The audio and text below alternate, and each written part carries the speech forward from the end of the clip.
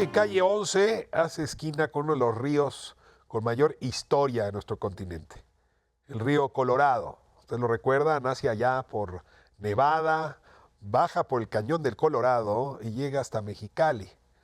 Y sin embargo, a pesar de la historia que nos ha dejado, es un río amenazado, quizá el más amenazado justamente del continente. Hoy voy a hablar con quienes han lanzado una iniciativa para revivir el río Colorado y han conseguido milagrosamente que en estas fechas vuelva a correr, por lo menos en una cierta temporada del año, agua, no solamente trayendo las memorias, sino el futuro de lo que son esas tierras. Le doy la bienvenida a Aida Navarro, muchísimas gracias por acompañarnos, a Carlos de la Parra, muchísimas gracias, a Edgar Carrera y a Rocío Moguel por acompañarnos para que nos cuenten de esta iniciativa Revive el Río Colorado. Buenas noches, bienvenidos a Calle 11. Hola Ricardo, muchas gracias por tu invitación. Hola, buenas noches. A ver, cuéntenme un poco de lo que ha pasado en breve con la historia de nuestro río Colorado. Era un río pues tan caudaloso que en efecto fue capaz de hacer cañones como los que están en la memoria de quien nos está viendo en este momento, y a final de cuentas ese caudal ha ido bajando hasta prácticamente secarse cuando llega a las tierras nuestras. ¿Quién nos puede hacer una breve síntesis de la historia por décadas de este río Colorado? El río Colorado, Ricardo, es uno de 3 ríos internacionales en la frontera México-Estados Unidos. Ríos internacionales en el mundo hay como 310. México tiene 3 en la frontera norte y como 3 en la frontera sur. Todo el resto, como no tenemos frontera, pues entonces son ríos nacionales. En 1944 se firma el Tratado México-Estados Unidos sobre el uso de aguas internacionales. Esto le da certidumbre jurídica al uso del agua en la frontera México-Estados Unidos. El Valle de Mexicali, que era el usuario singular en ese entonces en Baja California y Sonora, obtiene 1.850 millones de metros cúbicos de agua. Es una repartición que para México llega un poco tarde porque en 1922 los estados de la Unión Americana, los estados de la cuenca, habían firmado lo que en Estados Unidos se llama el Compacto o la Ley del Río. Y le toca a México de todas formas como el 10% del caudal total. Como lo comentabas, hay varios escritos legendarios sobre el caudal del río Colorado. Era un río navegable. Entraban barcos por el Golfo y subían contracorriente. Y de ahí en adelante, en 1930 y tantos, se da junto con el Compacto de Santa Fe, el Boulder Canyon Act, una ley que hace posible inversiones en la presa más grande de Estados Unidos, la presa Hoover. En los años 60 se construye la presa de Glen Canyon, y paulatinamente a lo largo de 50 años se observa cómo millones de hectáreas de humedales se reducen en 95% y nos dejan disecado completamente el delta del río Colorado. A México le toca religiosamente 1.850 millones de metros cúbicos que religiosamente se han venido entregando durante todo este tiempo hasta que llega la sequía que se arranca por ahí del año 2000. Y a partir de esa sequía, el delta del río Colorado disminuye enormemente su caudal. Yo les pregunto ¿cómo se planteó la posibilidad de recuperación del delta? Si estas tragedias naturales muchas veces reciben la espalda del ser humano y el pleito entre dos naciones con poder tan asimétrico, pues tampoco favorece poder recuperar agua, sobre todo si el agua viene de aquel lado y desemboca en nuestro lado. ¿Cómo empieza el proyecto Revive el Río Colorado? Y entiendo que por lo menos algo de agua se está viendo correr ahora gracias a ese esfuerzo. ¿Quién nos lo cuenta? Mira, lejos de hablar de un pleito, yo pienso que nadie, ni los Estados Unidos ni México, quiso que esta tragedia, por así llamarlo, pasara, ¿no? Simplemente, pues, hace 50, 60 años se dio prioridad al uso humano del agua.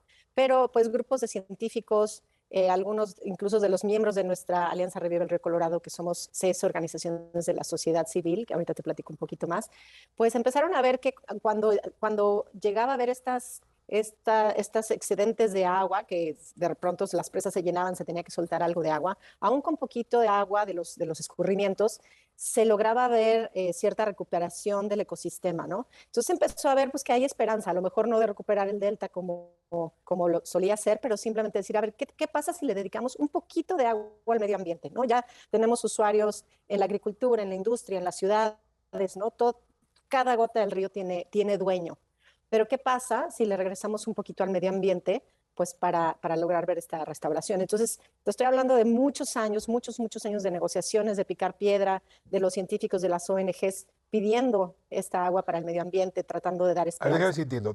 Decía Carlos, religiosamente se han recibido los 1.850 millones de metros cúbicos, pero por lo que estoy entendiendo, se han utilizado para propósitos distintos a la recuperación del medio ambiente. Entonces, la idea es tomar de esos metros cúbicos para que se reviva, digamos, la flora, la fauna del delta.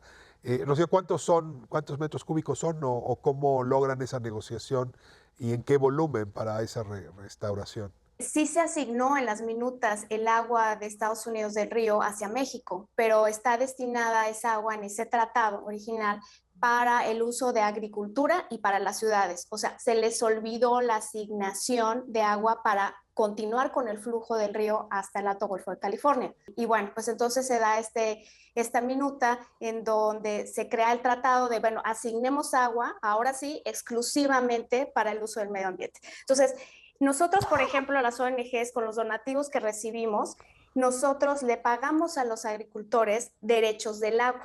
O sea, nosotros ya lo estamos haciendo, derechos del agua para poder tener en los canales agua y restaurar sitios que tenemos asignados. Nosotros, Sonoran Institute, tenemos Laguna Grande, ProNatura tiene Miguel Alemán, Restauremos el Colorado, otro sitio que se llama Chaucé. Entonces, así inició, pero esta asignación que ocurrió el flujo pulso en 2014 y ahora estamos viendo flujos de mucha menor cantidad del 2014 al año pasado y ahora lo que estamos recibiendo, nuestros equipos de monitoreo, pues eso es lo que estamos midiendo, el impacto que tiene recibir 1% del agua original del río en la zona ribereña del río Colorado. Edgar, a ver, háblenme de algunos de estos lugares que citaba Rocío, o sea, cómo eran antes y después de que les llegara este 1% del agua. ¿Cuáles son los lugares preferidos tuyos para explicar el proyecto? Pues mira, tendría que hablar de Laguna Larga. Seguramente es uno de los sitios más grandes, pero también uno de los sitios más bonitos. Se encuentra en lo que es el corazón del Valle de Mexicali,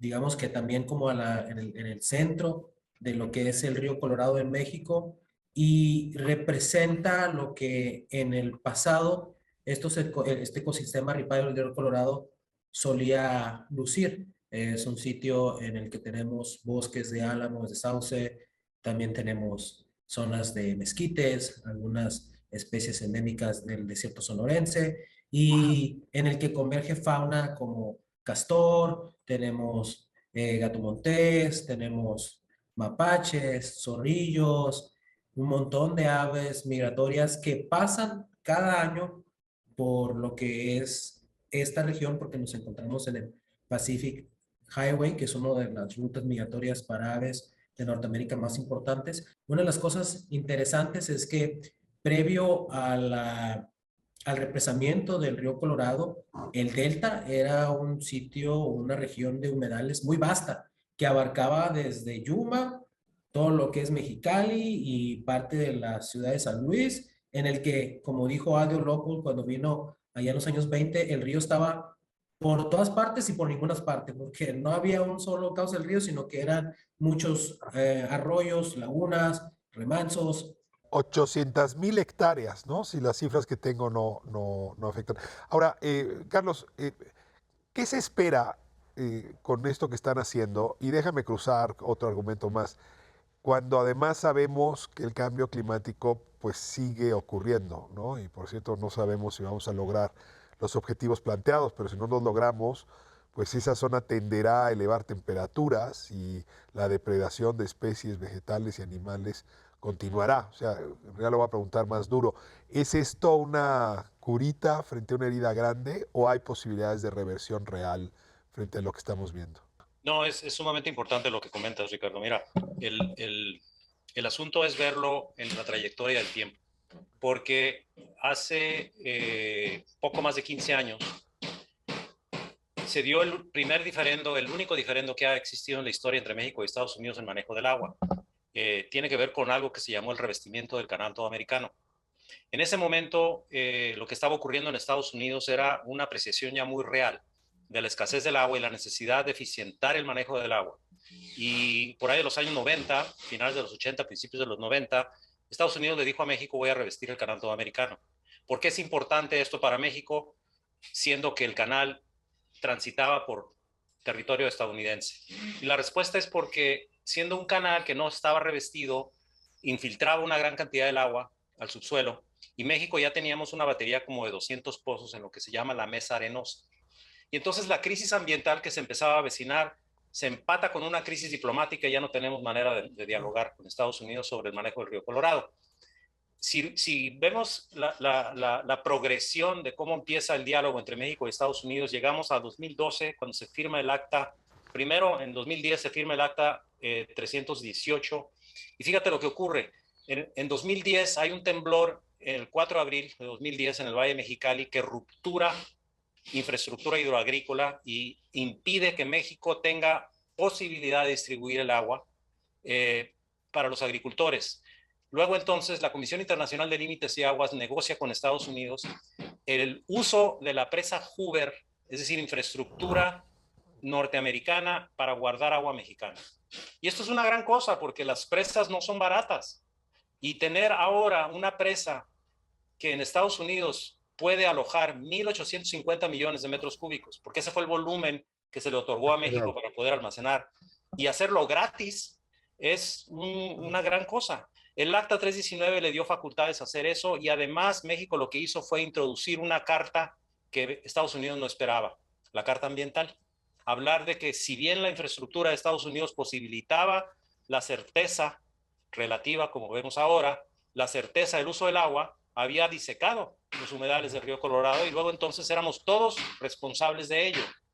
Esta progresión lo que ha hecho es que la sociedad civil, como ahora lo vemos expresada en la Alianza Revive el Río, participa con los gobiernos, y hay que decirlo, los gobiernos han tenido la visión para hacer acuerdos que no nada más hablan de agua, sino de medio ambiente. Ajá. Fíjate que en las 310 cuencas internacionales, los ríos internacionales del mundo, en donde los acuerdos son asociados a desarrollo económico, distribución de agua, generación hidroeléctrica, solo un acuerdo internacional ha destinado agua deliberadamente a un ecosistema. Este acuerdo, el de la 319. México y Estados Unidos tienen carta para presumir en todo el mundo que en medio de un planeta que se está calentando y de cambio climático, hemos decidido conjuntamente los dos gobiernos y las sociedades de los dos países dedicar agua para restablecer un ecosistema, porque el cambio climático no se va a ir si no restauramos las heridas que le hemos hecho durante los últimos 2 siglos. Gracias, Aida, gracias, Rocío, Edgar, Carlos, por compartir este espacio de esperanza, ¿no? Y en efecto demostrar que el ser humano, cuando coloca inteligencia y también corazón, puede revertir las heridas que Carlos refería le hemos hecho al planeta. Ojalá y sirva de ejemplo para lo que hay que hacer en tantas otras cuencas, no solamente las internacionales, sino muchas de las nacionales que están padeciendo problemas muy serios, amenazas, sobre todo derivadas del sector inmobiliario, del descuido, de la desprotección. Pero bueno, este es un tema al que vale la pena seguirle prestando atención. Gracias por lo pronto a quienes están en este esfuerzo Revive el Río Colorado. Hasta la próxima, nos vamos a Estudio de Vuelta.